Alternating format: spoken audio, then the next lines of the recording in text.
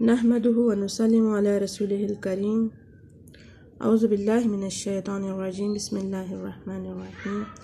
السلام علیکم ورحمۃ اللہ وبرکاتہ۔ تجوید کی کلاس میں خوش آمدید ہے۔ آج ہم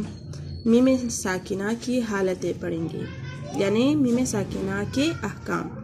کہ میم ساکنہ اگر قرآن کریم میں آ جائے تو ہم اس میں کون سے احکام جاری کر سکتے ہیں۔ میم ساکنہ کے احکام 3 ہیں جو کہ ادغام، اخفاء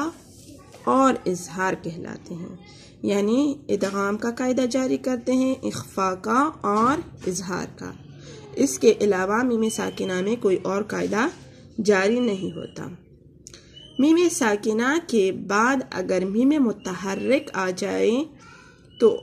دونوں کو ملا کر غنہ کے ساتھ مشدد پڑھیں گے، جیسے الیکم مرسلون،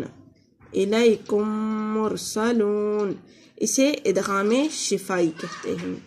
میم ساکن کے بعد میم متحرک آ جائے،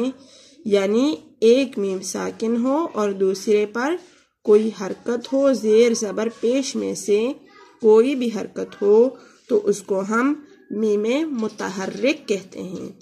تو جب بھی میم ساکن کے بعد میم متحرک آ جائے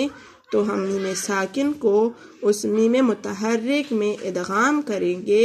اور غنہ کے ساتھ پڑھیں گے، جیسے الیکم مرسلون، اسے ادغام شفائی کہتے ہیں۔ دوسرا قاعدہ ہے کہ جب بھی میم ساکن آ جائے اور اس کے بعد با آئے، حرف با آئے، تو غنہ کے ساتھ اخفاء کریں گے، غنہ کے ساتھ اخفاء کریں گے، اس کو اخفاء شفائی کہتے ہیں، جیسے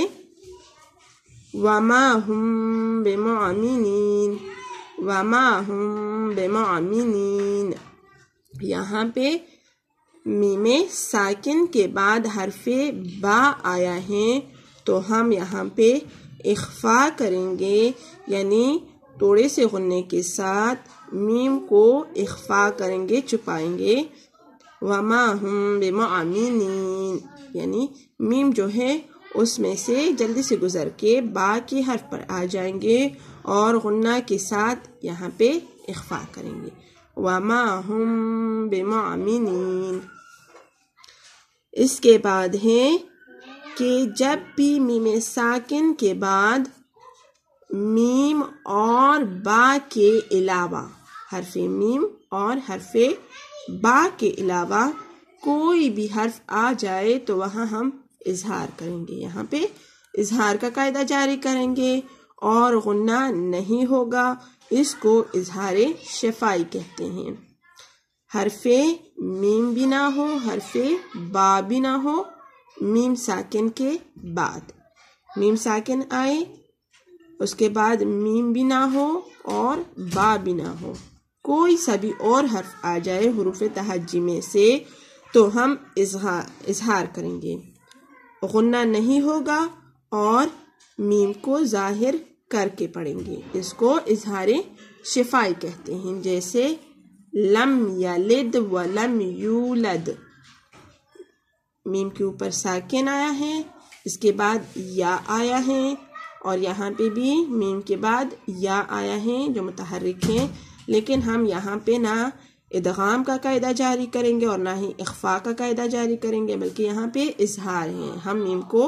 ظاہر کریں گے اور غنہ بھی نہیں پڑھیں گے، جیسے لم یلد ولم یولد۔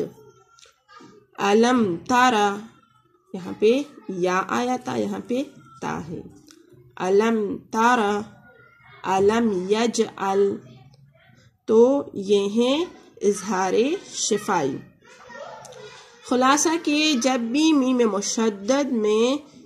تو غنہ ہوتا ہی ہے، یعنی جب بھی میم مشدد آ جائے اس میں تو غنہ ہوتا ہی ہے، جیسے نون پہ اگر شد آیا یا میم پہ شد آیا تو وہاں پہ ہم غنہ کریں گے لازماً۔ تو یہاں پہ ہم دیکھتے ہیں کہ ثم، ام یا مم، تو یہاں پہ تو غنہ لازماً ہوتا ہے۔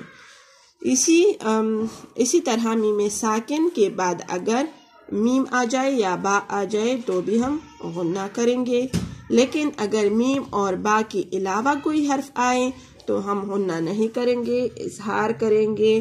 اور ان کو ادغام شفائی، اخفاء شفائی اور اظہار شفائی میم ساکنہ کے احکام ہیں کہ جب بھی میم ساکن کے بعد میم آ جائے تو ادغام شفائی کریں گے،